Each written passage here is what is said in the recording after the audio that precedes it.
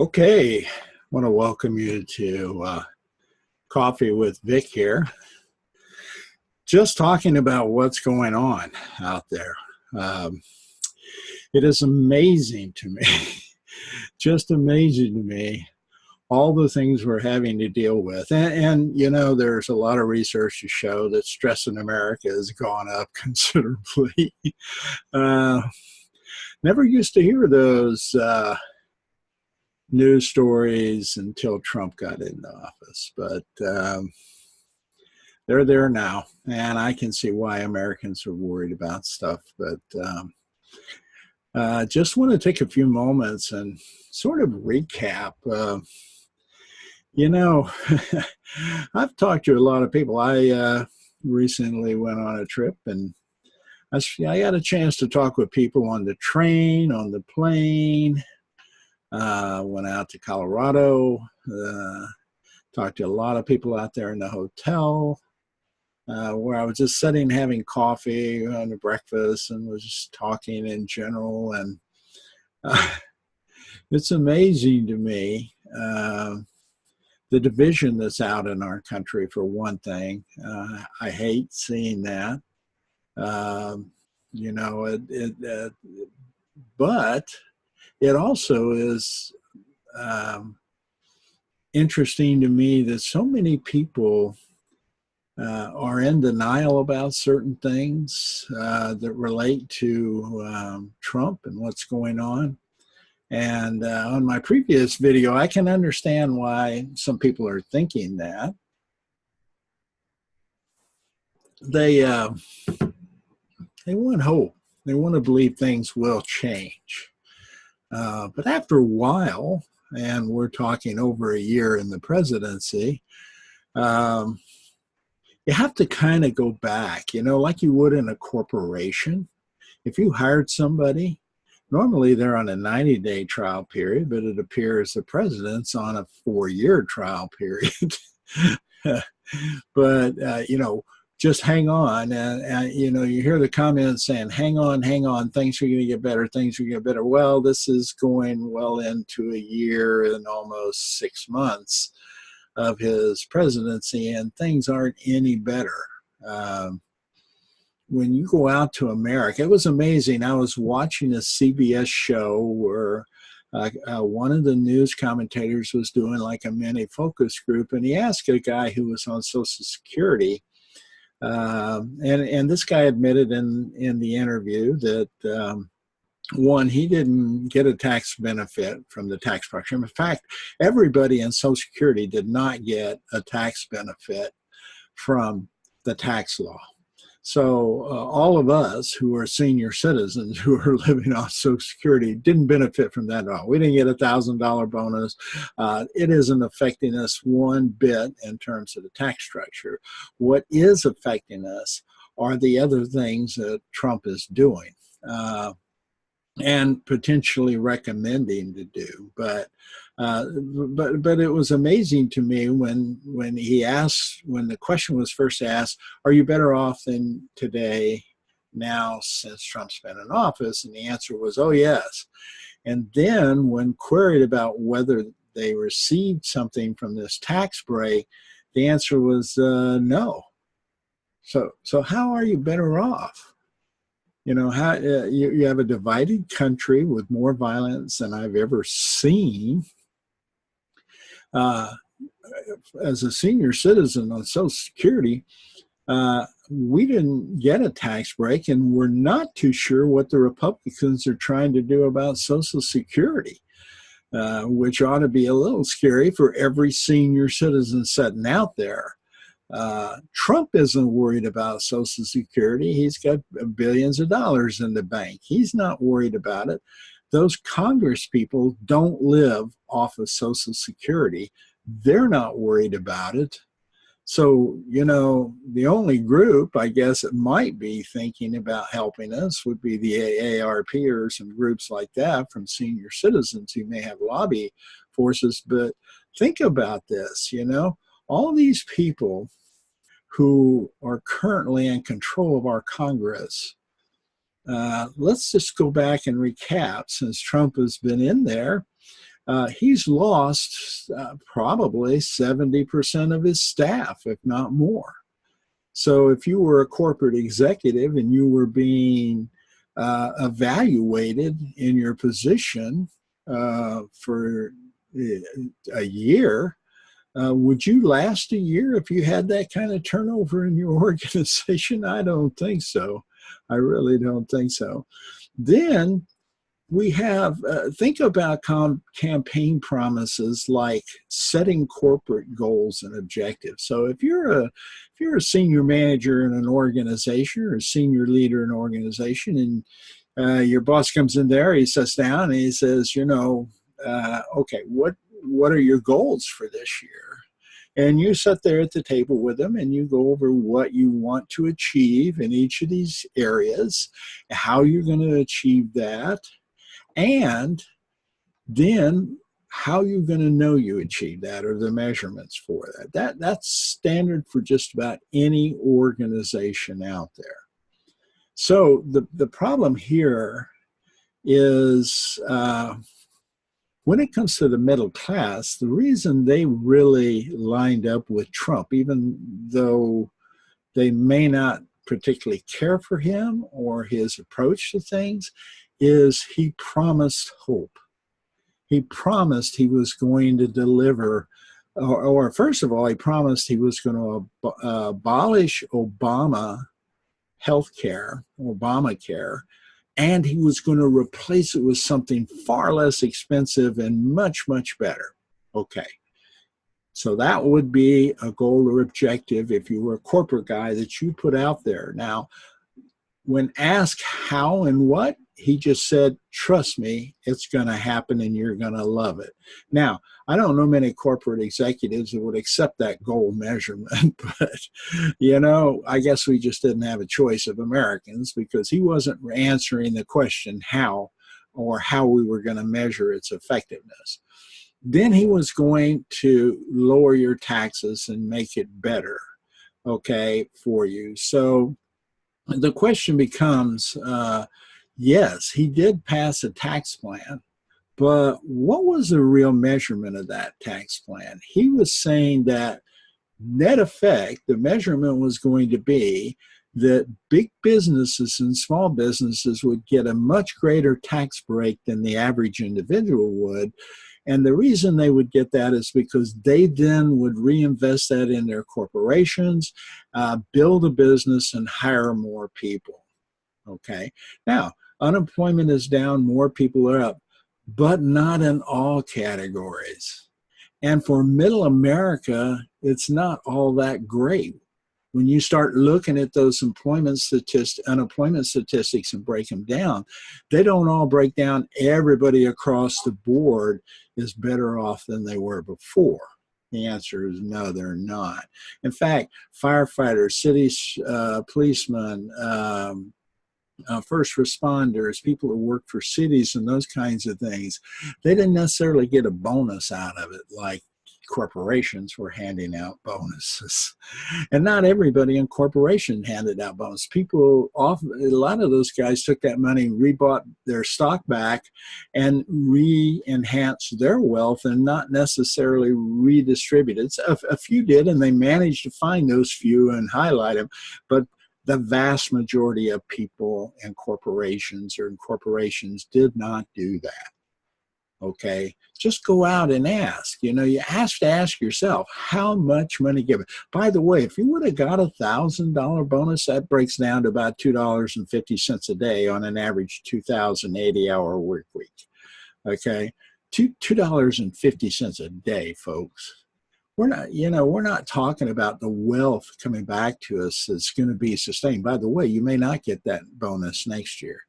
Okay, so this would have to be, and did you get, for example, 3 to 4% more on top of your standard pay increase? Or did you just get maybe 1% more? Okay, so, and if you're an existing employee in this corporation, is the corporation expanding and hiring more people out there that were unemployed? And the answer is there are more people choosing not to work and go into entrepreneur stuff like YouTube marketing here. But it is amazing to me when I ask people how they're doing, particularly people who were for Trump, are you better off? Oh, yeah, we're much better off. And then you start asking the questions, well, how is your health care better? Is it gone down in cost? Oh, no, it's gone up in cost. Well, hasn't Trump, repealed Obamacare, and hasn't he provided you a great plan? Oh, no, I haven't. So did you get a much bigger raise? No, I got a little bit, but not much bigger. Did you get a bonus? I didn't get a bonus. So I talked to a lot of people like that. And just in general conversation, just hanging around the coffee pot or waiting in a line or whatever. Hey, middle America is not better off than it was when Trump came into office. So not only that, but, from a security standpoint, the wall hasn't been built. We have more people flooding in from South America because of the tyrannical governments that are down there that behave like dictators, much like getting rid of the free press, like Nicaragua, putting family in as your vice president, or other high-level areas. Sound familiar? Like maybe Ivanka and Jared Trump. So these things are things that people, for some reason, are ignoring. I mean, we didn't get Obama health care in. The financial package, frankly, is pretty much a disaster. It didn't necessarily deliver everything it said it was going to deliver. Employment's better, the economy's better, but frankly, that has been, if you took it over time, we're right about where we ought to be consistently throughout history on that economy. And then secondly, and Trump didn't deliver all of that. And a lot of that started with Obama. You can go in and look at the numbers. But the economy is not necessarily directed or guided so much by the presidency. I can tell you that right now. They have virtually not much to do with it at all, except when they open their mouth and shoot the stock market up and down and create fluctuations. But in addition to that, the GOP, out of everything, frankly, created $1 trillion worth of debt, and they were the big party about reducing the deficit, and they increased it $1 trillion. So how are they going to find that money? Senior folks, watch out. They're going after Medicare and Social Security and Medicaid and all of those programs that have been designed to take care of you, that you've contributed into all your life. And then all of a sudden, somebody comes up here and says, in a radical, idiotic way, says some things and does some things. And now they've got to try to figure out how to pay for it. And they figure out, and they'll take it out of the programs that are helping people. They're going to cut back there. We go into this whole concept of things that are so obvious, greener society, better quality of living on Earth, and those kinds of things. We're on the track, we're on track right now for electronic cars, but we're focusing on destroying public lands so we can get more oil and gas. Why? We'll have plenty of oil and gas at the current production rates, even less production rates, to do things like paints and medicines and all the other things that oil produces, okay? These people aren't going to go broke, I promise you. But, we're on a track going down to electronic cars, solar energy, and things like that provide a healthier climate for us. But yet, somebody's in there trying to reduce all the regulations. Now, I can believe, having worked around the government some, that, regulations are stifling. I mean, there are some regulations in there that definitely need to be looked at. And I think Democrats and Republicans ought to go and take a hard look at all of the efficiency of the government. But to cut things that hurt people, social programs that hurt people, climate situations that hurt people, you know, he hasn't done much there. And then he's, gone in and talked about taking out NAFTA. He hasn't done that yet. He's done away with the Pacific trade deal, but that now has turned into a trade war that is hurting our farmers. And guess what? Now they want to go get a social welfare program to hold up the farmers because of what Trump created from a trade war. Figure this out. Now, from a security standpoint, outside of the border, which is probably far, far less threatening than Putin and the Russians and other countries who are our enemies, who Trump keeps antagonizing, and consequently we end up in battles with them, and they are beginning to attack things like our electrical grids and hack into our systems, which are far more damaging in the long term. Even in a nuclear war, you still have to put troops on the ground to occupy afterwards, which is not a real pleasant thing to think about. But this idea of electronic warfare through computers, that can hurt us, that can hurt a country for a long, long time. So instead of putting $25 billion on a wall down there, it's really not going to do anything. Just spend a lot less than that and open up more entry ports so we can do this thing legally without, taking kids away from their parents and all that stuff. Take the rest of that money and dump it into cyber protection. That is a real danger to us. Okay, so you think about, hasn't delivered Obamacare. He'll put a couple of conservative judges on the bench, and he said he would do that. So he did one thing. He put in a tax plan that cost America $1 trillion, and now he can't pay for it. And he has not secured the borders as he supposedly wanted to do, to the point he wanted to do them. He has divided America.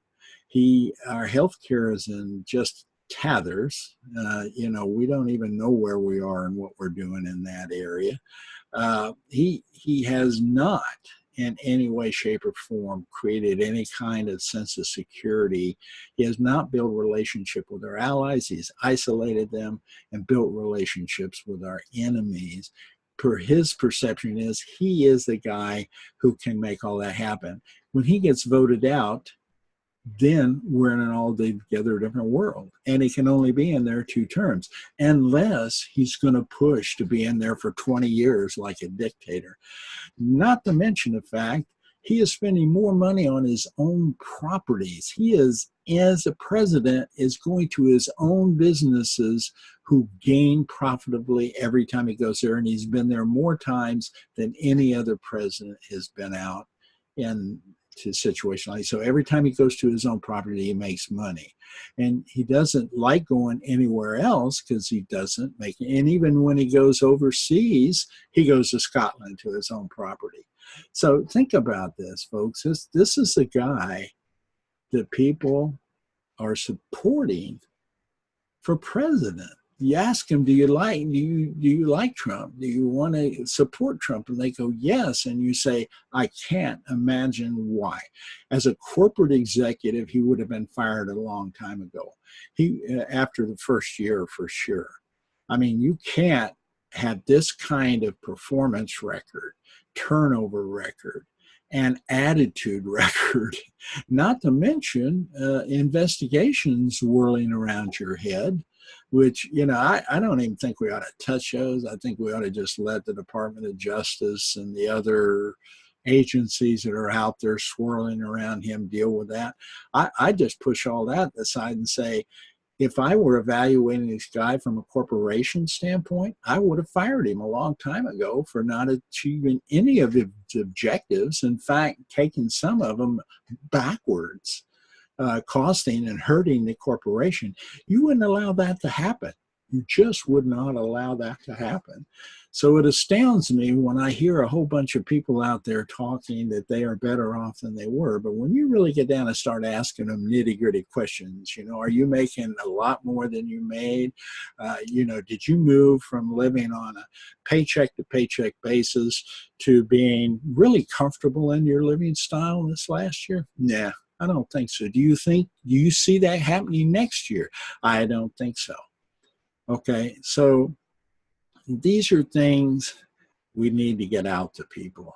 These are things people need to think about. If this man was hired as an executive in a corporation, he would have been fired after his first year for non-performance. And in some cases, I mean, how many corporate executives would you allow to fire people using a Twitter account? I don't think very, very many. So these are things that as I look out here, I just scratch my head and I wonder how in the world can a logical, sensible person truly say they want to support Trump again, unless they are in a major business, they're above the $500,000 income bracket area. These people are making a lot of money off of Trump. But middle-class America, you're suffering. You are paying the price for all of this. If you think that he is someone that offers hope, by now, after the first year, by now, where he has delivered nothing, you can't possibly believe he is going to say to you, trust me, just like he did at the VFW meeting recently, trust me, if you just hang on a little longer, you know, farmers are going to be a little better. Well, that was the same attitude and same speech he gave in his election campaigns, and we are not better a year later. I'm sorry. You can look at the economy and say it's getting better. That's not Trump. Trump didn't do that, trust me. It was a lot of other things that did that. Right now, we don't know where the economy is going to go because there's still $1 trillion worth of debt that has to be paid. Nobody can account for how they're going to do it. You know, we're losing tremendous amounts of money in businesses because of trade wars now. And so just about everything he gained in that one tax bill, he is almost going to lose in just a few months. Think about this, folks. This is not the kind of guy we need as a leader in this country. Forget about all the other stuff. Forget about Mueller's investigation of Russian collusion, and forget about, you know, Cohen's and his potential campaign violation issues and sexual harassment potential charges that may come down the route, and all the other charges that may come down once somebody finally gets him in and deposes him. Forget about all of that stuff. Forget about trying to impeach him. It's a waste of time. What is not a waste of time is to wake up and understand what you were promised was not delivered. And yes, a year and a half is long enough to have seen some progress on the vast majority of things he promised. We don't see anything. In fact, it's going the other way for the most part. So, no, there is no hope in Donald Trump. I can tell you that. If you're hoping he will deliver, you're making a very, very big mistake, because those were the campaign promises and they have not been delivered in a year and a half, and that's more than enough time. Had you gotten cooperation from both Republicans and Democrats, have you been able to synergize the Congress towards common goals as a leader, the way most leaders need to do other departments and other groups within a company to make things happen? Trump has not done that. He's divided everybody, and consequently, it's stagnant. They're stagnant. Even his own party is divided, and he can't move on now. Now, take all of that and understand there is no hope that Donald Trump can deliver. Don't put your hope there. You're going to be sorely disappointed on an ongoing basis. We need to change this. get it set up to neutralize so he cannot damage us anymore by taking the Congress and moving it over to the Democrats. And then putting Democrats and Republicans both into position that aren't interested in party politics, but more interested in delivering the programs that will help all American people get better. Okay, and I've heard a lot of young people on both sides of those parties. I'll tell you where the stagnation is. It's in the people who have been there forever. Okay, their legacy is built around this. That is the problem with long-term Congress people. They try to build a legacy, and the closer it gets to the end, the more they want to fight for that legacy versus do the right thing. Okay, so sometimes your idea isn't the best idea and you need to give way to somebody else, and there's nothing wrong with that. Okay, but right now, I'm sorry, you have two parties that are totally divided. The president hasn't unified those parties. There is no hope. Trump cannot satisfy your hope needs. So it's for this reason I present to you the idea that you need to go vote in the Democratic Congress. There's not enough independents and people like me that don't have parties to make a difference. So you got to line up where you think it's going to be the best in terms of where your vote will make a difference. You can either go with Trump and continue to hope, or you can go the other way and vote to put in a Democratic Congress and begin to see actual change happen. Okay, so those are really your only two choices that I can see, and I'm not a real strong believer in all, the quote Democratic Party. I would not be voting for the Democratic Party. I would be voting for stagnating or stopping what's going on now, so we get a chance to back up and evaluate and maybe put a leader in a position who can unite the two parties into what they're supposed to be doing, and that's delivering laws that are the best interest of all Americans, not a few, all Americans. Okay, so if you're interested in dialogue, if you disagree, if you agree, if you just want to get on the air and talk about it a little bit, you can go to my Facebook page, which is facebook.com/leadership lost or evolving, all one word. That's facebook.com, leadership lost or evolving, all one word. And when you reach that page, you can click the send message button, and that will message me that you'd like to go ahead and participate on this show. Or you can also request to participate in my leadership show, which I do. I do two podcasts like this. One is for this general talking session, which right now is centered a lot around politics, but hopefully we can carry it into other topics down the road, just things that are happening, going on in the world, gun rights. No, I really don't want to do gun rights, but other things that are going on, climate, environment, things that are important to us that people have differing opinions on. And I'm really not trying to present an opinion, but I am in this particular few segments dealing with Donald Trump and his performance. Now, if you totally agree, if you can in fact point to me and show where healthcare is better than it was, where you are financially, if you're a middle class person, you can show where you're financially much better, then I'll be glad to talk to it. Or if you're not, if you would like to request to be on the show, I'd be glad to dialogue and listen to some of that discussion and simply talk and let you kind of talk about it and ask questions of you to make sure, we have a sort of a line of thought and a conclusion to that line of thought. sort of hosting you. And I'm open to hearing all sides of this, no doubt about it.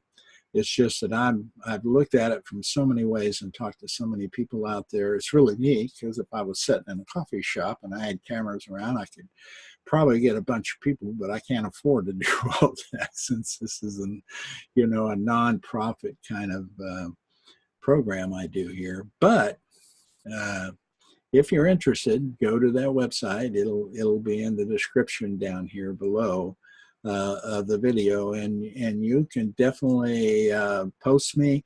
What I won't do is I'm just not going to let a bunch of people come in here and try to get in, because I've run into some really weird people who like to do strange things on the internet. So I like to vet people before they come on board. I don't do chats for that exact same reason. People get on there and they start posting stupid stuff that, is just disrespectful of everybody who is trying to do something right. And unfortunately, we have a lot of people in the world on the internet like that. It's one of the disadvantages. That doesn't outweigh the many advantages like this opportunity here. So you're encouraged to do that. I hope I can get some people to start talking about different things and why they think things are working and why they don't, and what they think we can do about them out there. And then I hope that picks up and catches on in YouTube and Facebook and LinkedIn and all the places where I tend to post these. Also, we'll be creating for Coffee with Vic a podcast. They can be picked up on all the podcasts wherever you find your podcast. I'll try to do that here in the next day or two so that this series can kind of be picked up on Apple Podcast or wherever you pick up your podcast. I like doing video more than I like doing audio because I can see you and people can relate to you. And so come on and join me. I would love to talk to you about whatever you would like to talk about at those times. You can lay down a topic and we can just talk about that topic, okay? And we'll just make a show out of it. Try to keep it around 30 minutes or so, and that's about it. Okay, you have a great day.